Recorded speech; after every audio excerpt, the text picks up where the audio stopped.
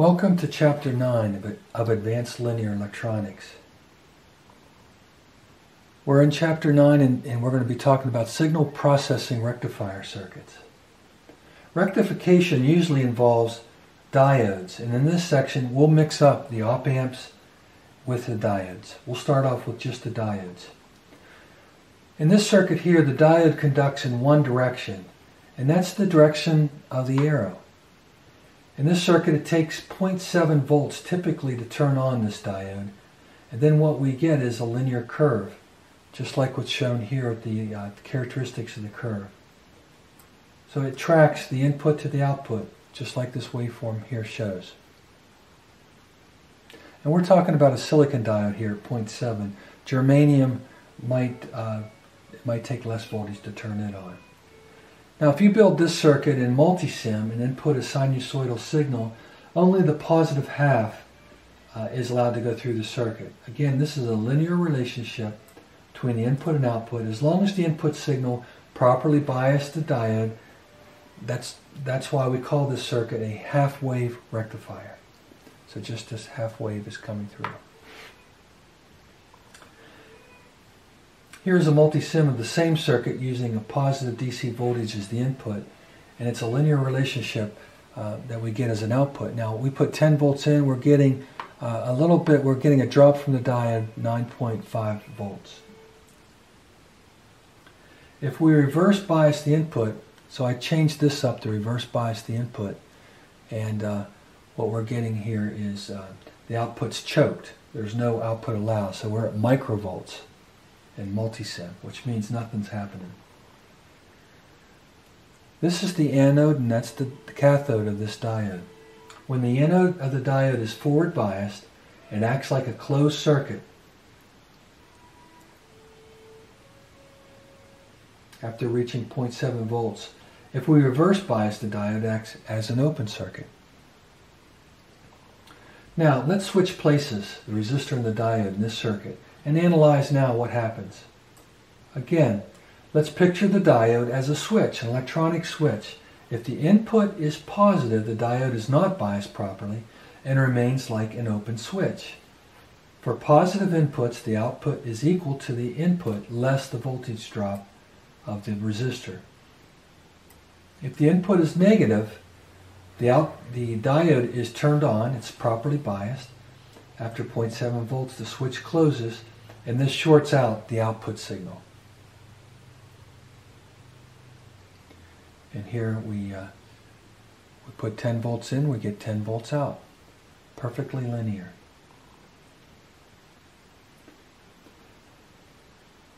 So if we look at this picture at the right, we're visualizing what happens with the diode. And this is what happens when the input is positive. This is what happens when the input is negative. The input is shorted, and this is called a shunt, or another word for short, half-wave rectifier. Here's another circuit here using the op-amp and the diode. The input to this saturation half-wave rectifier is at the op-amp non-inverting input. A positive input biases the diode to close as a switch and sends the signal out. It's a linear output, but will not exceed the saturation level of the op-amp. So this shows it going on forever, but it doesn't. Once you hit that saturation level, it stays at that maximum level. Here's a demonstration in Multisim of 7 volts in, we get 7 volts out. It's a linear arrangement, and negative input would not produce an output. All these signals are in the first quadrant as shown in the next slide. So all the signals here are in our first quadrant. If we're just looking at the characteristic curve, a negative input would be along this line, provides no output because the diode acts as an open circuit when not biased. The bullet above is something that you should read that explains what happens when there's a negative input. In signal processing, this circuit provides linearity between the input and output, and it's used a lot. Now let's look at this circuit here. We have a couple diodes here in opposite direction. In this circuit, a signal enters the inverting side of the op-amp. So a positive input signal will output a negative signal and vice versa. A negative output forward bias D1 to force the output to 0. So a negative output here forward biases this diode and gives us a 0 output. When the input is negative, so if we have an input negative, the output here will be positive, which forward biases D2, providing an op-amp gain. That's something familiar. We have RF into the circuit. So it's minus RF over RI for our gain times Vn. And this circuit is active in the second quadrant only.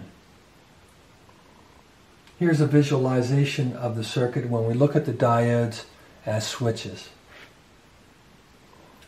Here's a glimpse of the circuit simulated, and what we're doing is we're putting an input here of minus 4.5 volts minus, and it yields an output positive here of 9 volts. So it shows a gain of 2, and that seems about right with RF over RI. If we switch these diodes, we switch the quadrant that the signal is active. We go to quadrant 4.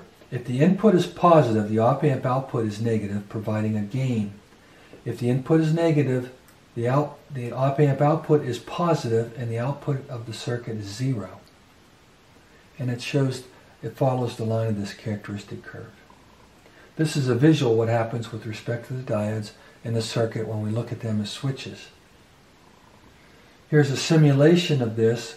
I'm putting in now positive 3 volts, and I'm getting negative 6 volts out approximately, and it's a gain of 2. This shows that we're engaging the RF feedback resistor. So do problems 1, 3, 13, and 15 in this chapter, and build circuits in these slides, and you understand more about this chapter.